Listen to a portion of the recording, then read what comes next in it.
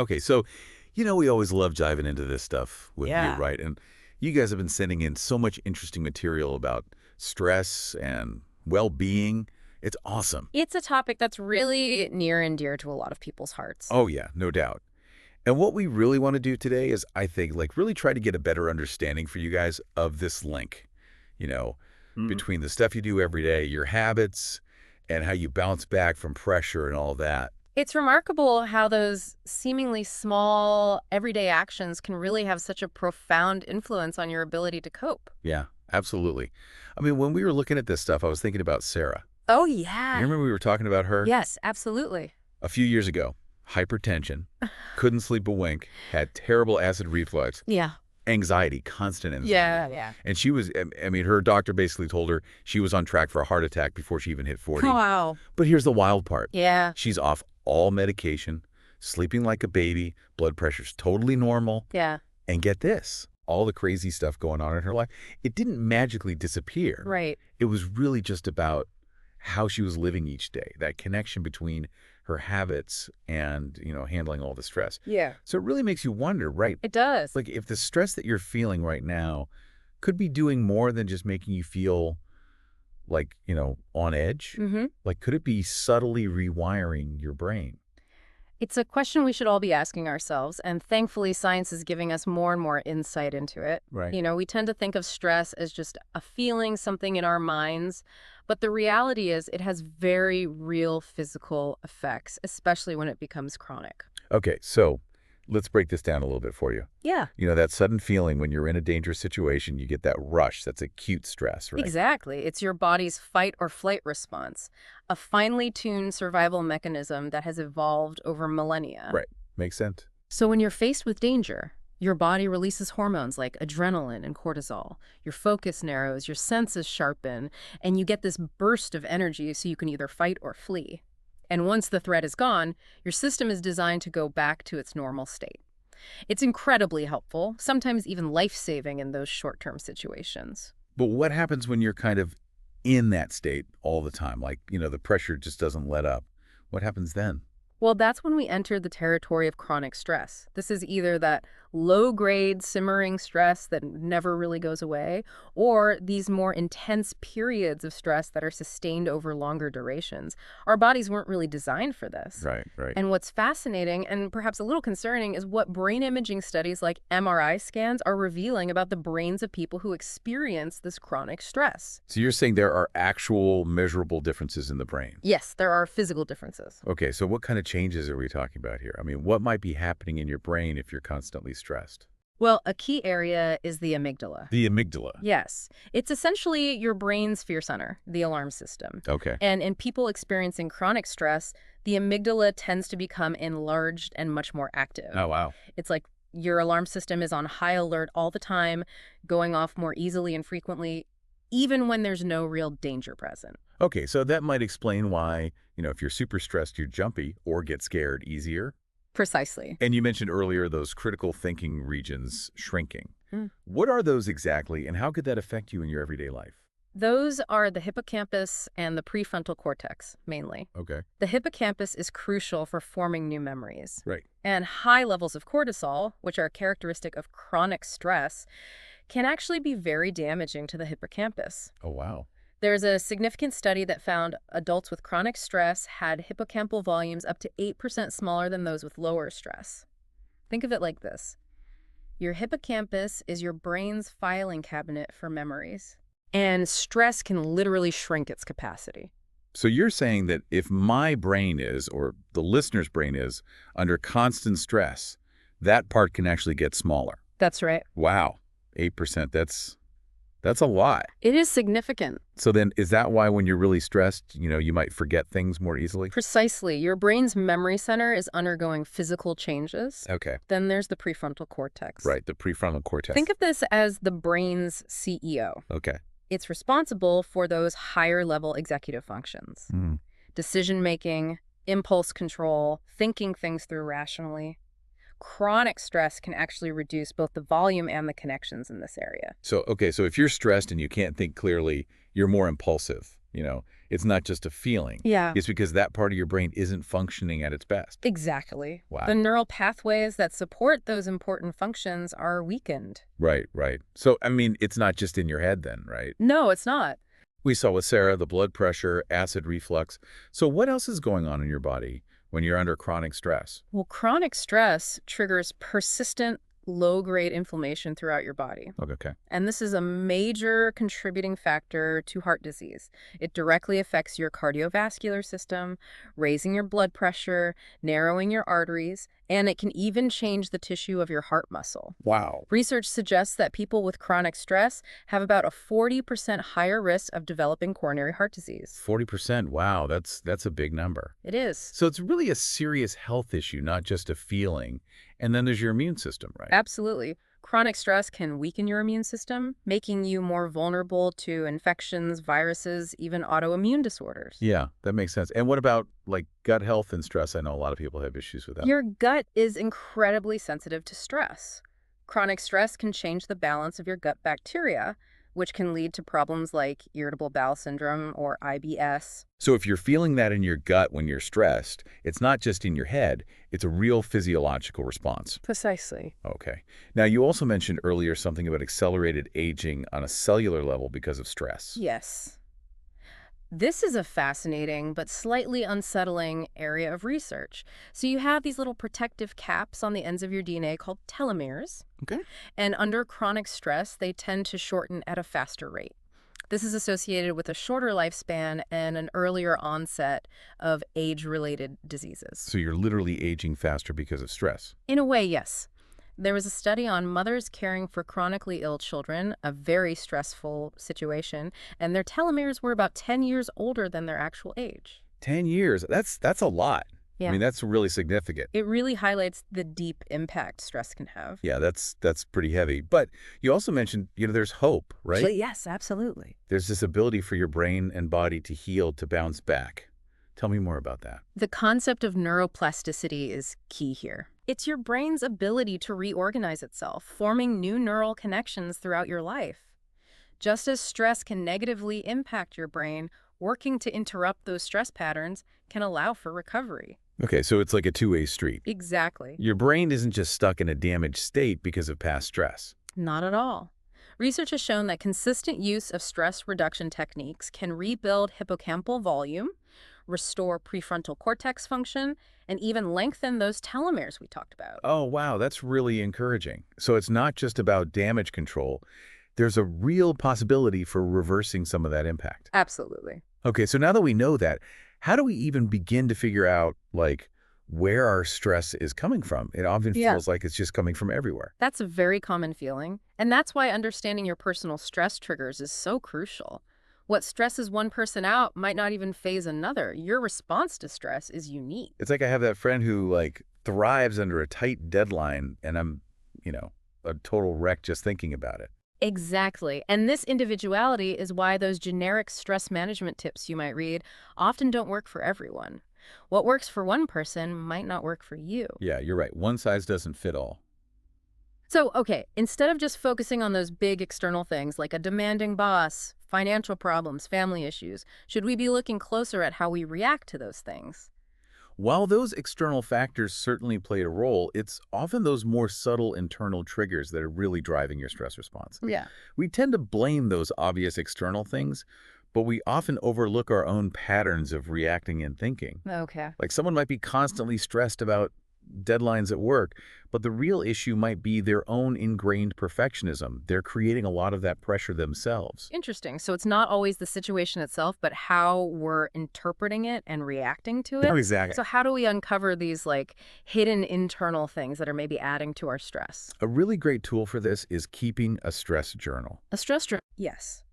It might seem simple, but if you track the situations that trigger your stress, the physical sensations, the emotions, and the thoughts, you'll start to see patterns. So it's not just about feeling stressed, but about understanding the specifics of when, where, and how it shows up. Precisely. And it's helpful to distinguish between primary and secondary stressors.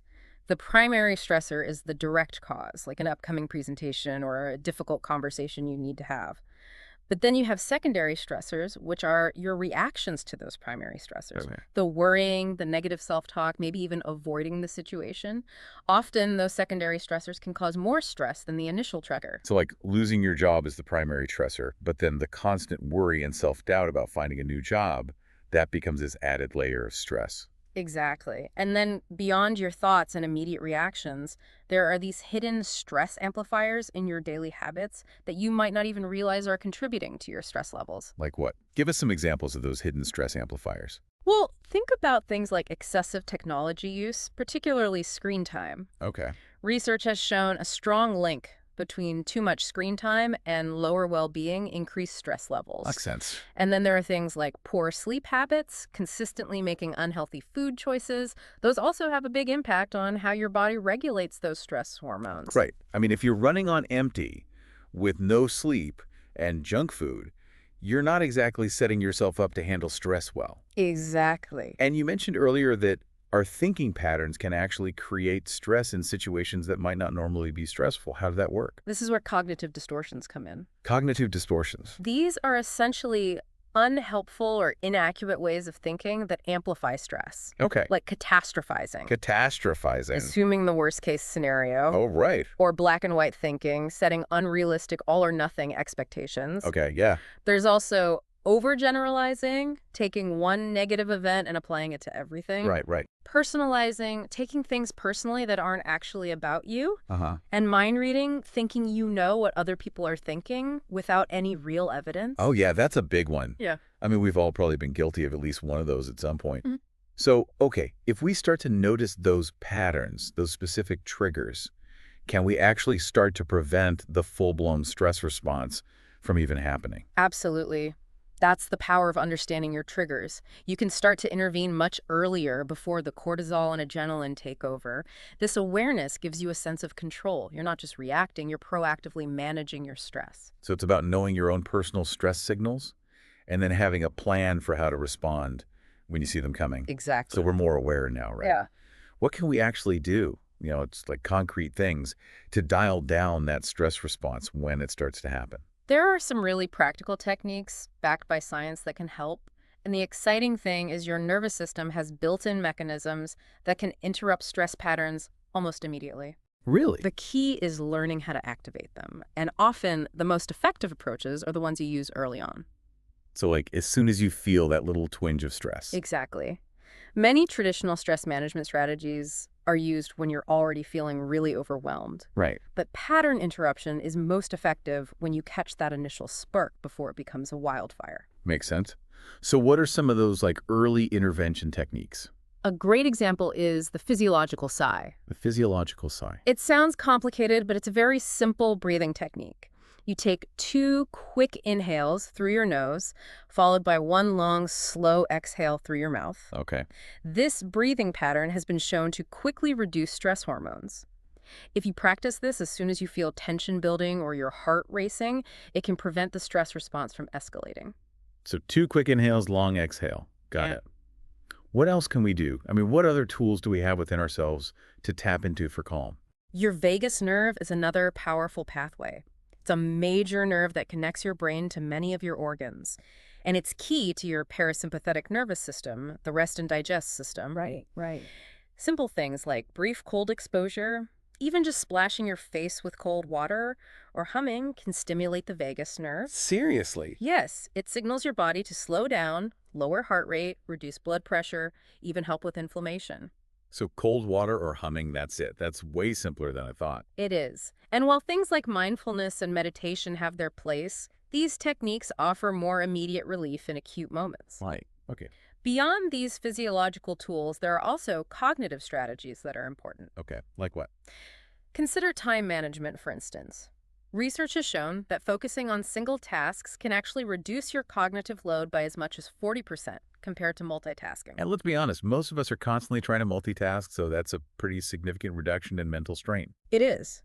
By implementing time blocking, where you dedicate specific blocks of time to focused work, you can boost your productivity and reduce mental strain. Okay, so it's about being intentional with our time and energy, prioritizing focus over that frantic feeling of multitasking. Makes sense. And what about nutrition? I know you mentioned earlier how that plays a role in stress hormones. Absolutely. The balance of your stress hormones is partly dependent on having the right nutrients. Omega-3 fatty acids, found in fatty fish like salmon and walnuts, can help regulate stress hormone production. Okay. Magnesium is another important nutrient that's often depleted by stress. It plays a key role in many biological processes related to stress response. Right. And studies show that diets high in processed foods and sugar are linked to higher perceived stress levels, so what you eat really does matter. It's not just about physical health then. It's about being able to handle stress better too. So much of this comes down what we're putting into our bodies. Yes. Okay, and the great thing is none of these techniques you've talked about require a ton of time or special equipment. Oh, not at all. I mean, we're talking about a 30-second breathing exercise, a splash of cold water, blocking out some time for focused work. These are really doable things that anyone can try. Exactly. It's about finding those small but impactful things you can easily weave into your life. Okay, but the million-dollar question is, No. how do we actually use these things consistently? Yeah. That's the hard part, right? Making them stick. You're right, that is the challenge. It's not enough to just know about them. We have to find ways to integrate them into our lives in a way that feels sustainable. Think of it this way. Instead of viewing stress resilience as something you either have or don't have, it's about actively designing your environment and routines to make managing stress almost automatic. So like engineering our surroundings to make it easier to manage stress. Exactly. And the key here is personalization. What works for one person might not work for you. It's about finding what feels natural and fits into your life, not forcing yourself into a rigid system that doesn't work. Okay, that makes sense. But can you give me like some specific examples of what that engineering might look like in real life? One effective technique is habit stacking.